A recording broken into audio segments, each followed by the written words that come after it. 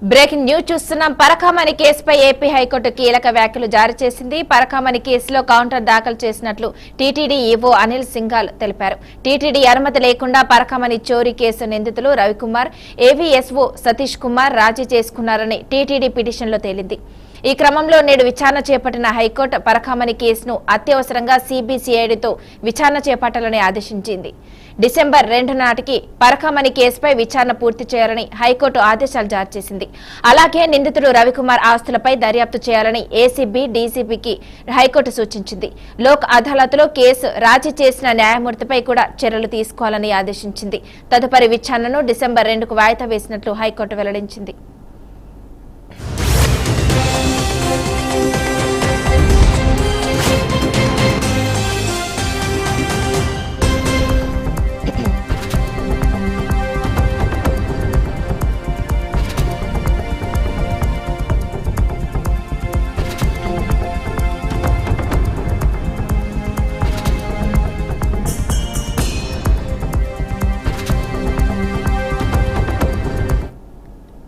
పరకామణి కేసుపై AP high court కీలక వ్యాఖ్యలు జారీ చేసింది. పరకామణి కేసులో కౌంటర్ దాఖలు చేసినట్లు టీటీడీ ఈవో అనిల్ సింఘాల్ తెలిపారు. ఇక ఇదే విషయానికి సంబంధించి పూర్తి సమాచారం మా రీజనల్ కోఆర్డినేటర్ సుధీర్ అందిస్తారు. సుధీర్, చెప్పండి.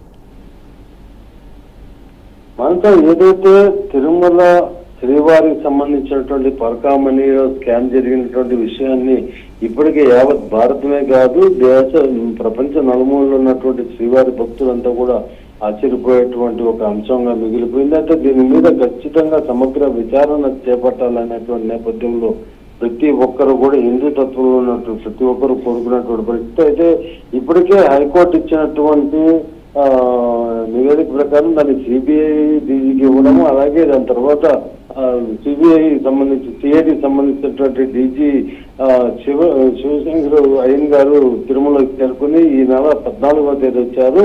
ఏదైతే తిరుమలలో ఈ యొక్క టీటీడీ అప్పట్లో ఉన్నటువంటి పాలక మండలి బోర్డు సమావేశానికి సంబంధించినటువంటి నిర్ణయాలు కావచ్చు, అలాగే 1 టౌన్ పోలీస్ స్టేషన్ లో నమోదు ఈ యొక్క పరకామణి కేసు పైన ఈ యొక్క సిడి ఫైల్ కావచ్చు, అలాగే ఇక సీసీ ఫుటేజ్ మొత్తం కూడా సేకరించుకొని రవిశంకర్ అయ్యన్నారు నేరుగా హైకోర్టు సమర్పించడం జరిగింది. అయితే దీని మీద ప్రస్తుతం హైకోర్టు కూడా మొత్తం చూసిన తర్వాత పూర్తిగా మండిపడిందని కూడా ప్రధానంగా చెప్పుకోవచ్చు. ఎందుకంటే పరకామణి సంబంధించి గతంలో టీటీడీ సంబంధించిన చైర్మన్, మాజీ చైర్మన్ వైవి సుబ్బారెడ్డి అప్పట్లో ఈవోగా ఉన్నటువంటి ధర్మారెడ్డిని వాళ్ళిద్దరి తీరును పూర్తిగా హైకోర్టు తప్పుపట్టినటువంటి పరిస్థితి ఉంది. సరైన రీతిలో కేసు విచారణ చేయలేదు, లోక్ అదాలత్లు రాజీ చేయడం ఏంటనేటువంటి నేపథ్యం మాట జరిగింది. ఏదైతే ఈ ఒక్క పరకామణిలో వస్తున్నటువంటి డాలర్స్ దొంగతనం చేసినటువంటి రవికుమార్ ను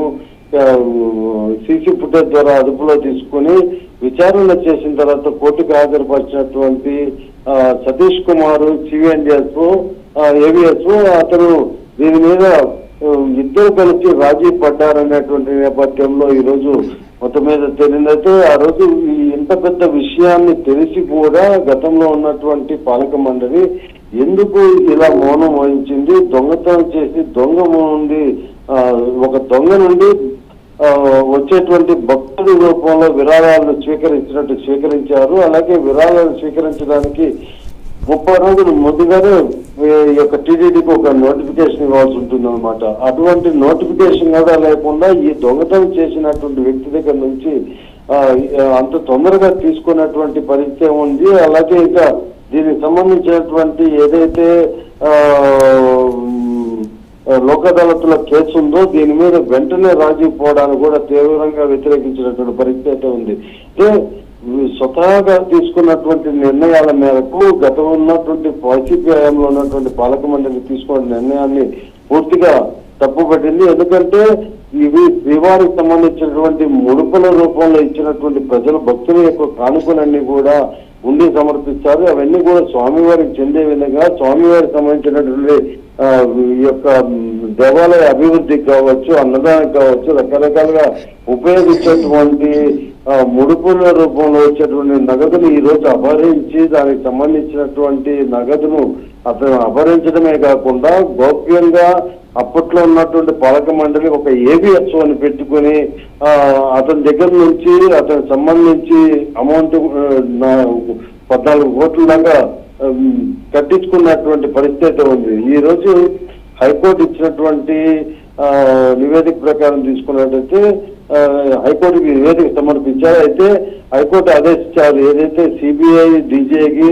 అలాగే దీని మీద ఒక ప్రత్యేక బృందం ఏర్పాటు చేసి రవికుమార్ ఎవరైతే టీటీడీ ఉద్యోగి దొంగతనానికి పాల్పడ్డారో సంబంధించినటువంటి పూర్తిగా ఆస్తులను సంబంధించినటువంటి ఎక్కడెక్కడ ఉన్నాయి అనేటువంటి కోణంలో దర్యాప్తు చేసి డిసెంబర్ 2వ తారీఖున నివేదికలను ఆ రోజు తుది తీర్పు కూడా ఇచ్చేటువంటి అవకాశం కనిపిస్తుంది. ఎందుకంటే కేవలం మనకు తెలిసి ఇట్లాంటివి ఒకటి మాత్రమే చేసేటువంటి రవికుమార్ ఇటువంటి గతంలో ఎన్నో చేశారన్నటువంటి ఆధారాలు కూడా సిఐడి డీజీ ఇవన్నీ కూడా సమర్పించినటువంటి పరిస్థితి ఉంది. ఇలాంటివి ఇంకా ఎంతమంది రవికుమార్లు ఇలా పాల్పడ్డారు ఆ హయాంలో అనేటువంటి నేపథ్యంలో ఇప్పుడే భక్తులు ఆందోళన వ్యక్తం చేసేటువంటి పరిస్థితి అయితే ఉంది. స్వామివారికి ఉన్నటువంటి భక్తి తత్వంతో ఉన్నటువంటి వాళ్ళని తిరుమలలో పెట్టాలి తప్ప భక్తుల స్వామివారిని అడ్డం పెట్టుకుని భక్తులకు ఇచ్చేటువంటి ముడుపులను కాజేయడము దీన్ని పూర్తిగా ఆగ్రహం వ్యక్తం చేస్తూ హిందూ ధార్మిక సమస్య మొత్తం కూడా వ్యతిరేకిస్తున్నటువంటి పరిస్థితి అయితే ఉంది.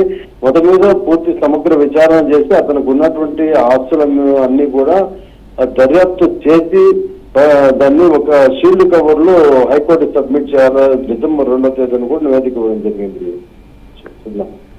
Okay, thank you Sudheer.